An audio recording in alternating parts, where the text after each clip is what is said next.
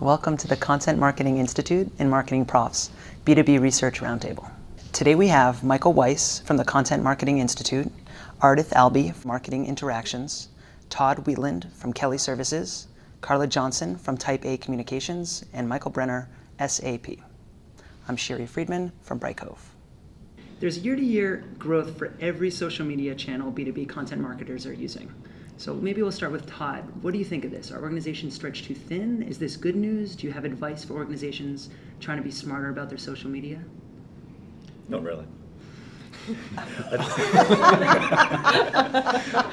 I think it's a huge issue we all face. We all want to jump into the new platforms. You don't want to be left behind. You want to get in and have relevant names and things saved. But increasingly, you have these outposts where if you're not being active, you have a very artificial and I think negative potential impact on the brand. I think the hardest thing is learning to say no and to pull back. I think you can make virtually any platform actually work. Whether it's B2B marketers traditionally hesitant about, say, Pinterest. Yet, if you really double down and focus on Pinterest as a key strategy, I'm absolutely sure you can make that work. It's just, where are you going to direct your resources best?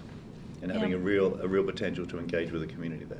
What I see is marketers maybe learning and becoming good at one or two, but then they're actually populating across 6 or 7 or more and doing it in the same way without paying attention to the different nuances. Well, it's because they get tactic happy, right? Yeah. Which is, if they're there, we got to be there, right? And so I think I agree with you. There's no planning or strategy, but the question is, are they smart about how they're doing? Do they really understand why they're there and who they're trying to get? Yeah, that's just it. Is how much of this is really strategic versus just being there to be there because everybody else is, and really how is this a part of their overall strategy, and how does it fit with what the personas need and want and where they are? I mean, we all have friends that overshare, right? I mean, we tune them out, right? But I think it's important to reject excuses to not try different channels. I think marketers should always be testing what's working. There's definitely different contexts, different strategies that should be deployed for each channel.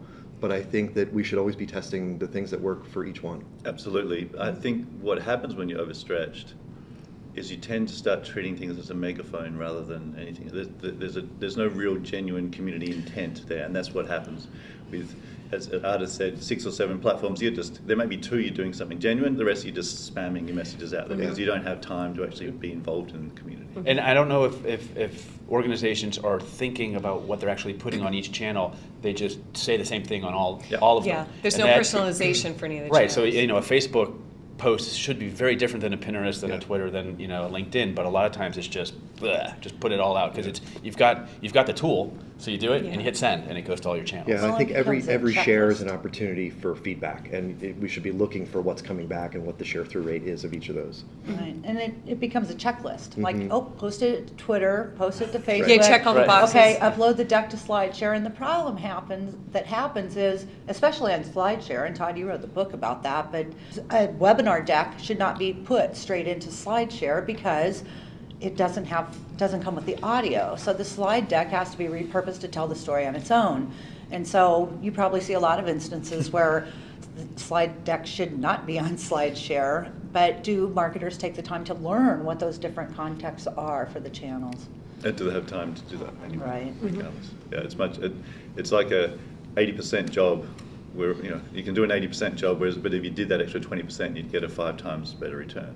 The other thing that makes me a little bit nuts is when they're going after all these different channels, nobody's thinking about what the experience is like for somebody who interacts with you in one and then goes to another. And especially if they're being done by different teams, which I see a lot in enterprise. You have your social media team and your demand gen team and your website team and whatever, and it's different everywhere. And so there's no consistency of experience, nor is there a consistency of story, right? Exactly. So you're not moving the needle. So the calls I get today are from people who say, look, we bought into this whole thing, right? We want to do content marketing. We created content, and it's good content. We're putting it out there. People are reading it, and nothing's happening.